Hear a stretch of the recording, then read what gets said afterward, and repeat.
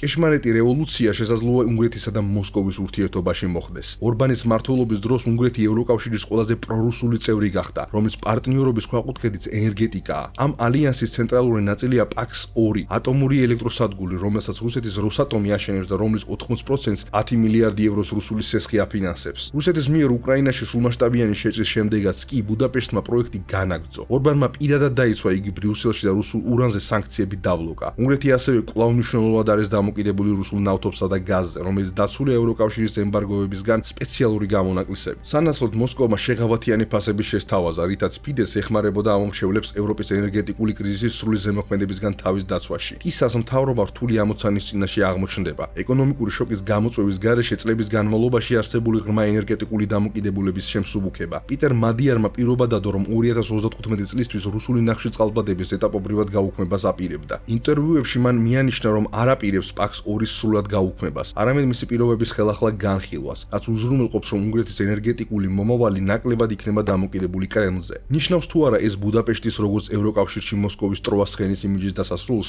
მადიარი ზუსტად ამას ამტკიცებს. მან განაცხადა, უნგრეთი მტკიცედ უნდა იყოს ინტეგრირებული ევროკავშირსა და ნატოში, ფიდესის ქანქარის დიპლომატიის ერა დასრულდა. მაგრამ რა მოხდება თუ საქმეები ისე არ წავა, როგორც ერთი შეხედვით ჩანს? დამკვირვებლები სულ უფრო ხშირად კითხულობენ, ნამდვილად პეტრე მადიარია თუ არა ორბანის ანტითეზა, თუ იქნებ უბრალოდ მისი 2 აწლეულის წინანდელი სარკისებრული ანარეკლი. როგორც პოლიტიკური ანალიტიკოსი დომინიკ ჰეი აღნიშნავს, მადიარმა ქონება ფიდესის სისტემაში დააგროვა. მისი სტილი, რიტორიკა და პოლიტიკური ინსტინქტები ხშირად იმეორებს 2000-იანი წლების დასაწყისის ახალგაზრდა ვიქტორ ორბანს. მან იცის, როგორ მუშაობს ეს მექანიზმი, აქვს კავშირები და იყო იმ ინსტაბლიშმენტის ნაწილი, რომელსაც ახლა გმობს. და მიუხედავად იმისა, რომ ის თვეების განმავლობაში მიანიშნებდა, რომ მას მთავრობის შესახებ კომპრომიტირებული მასალა აქვს, მან ჯერ არაფერი ნამდვილად შოკისმომღვრელი არ გამოაქვეყნა. ეს არასასიამოვნო კითხვას ბადებს. მისი სინათლისკენ მიბრუნება ნამდვილი აჯანყების აქტია თუ კონტროლირებადი ტრანსფორმაცია, რომელიც შექმნილია ცვლილებების მართვისთვის სისტემის დარღვევის გარეშე. მადიარს მოსწონს საკუთარი თავის წარმოჩენა როგორც ერთგვარი მორალური რობინ ჰუდის,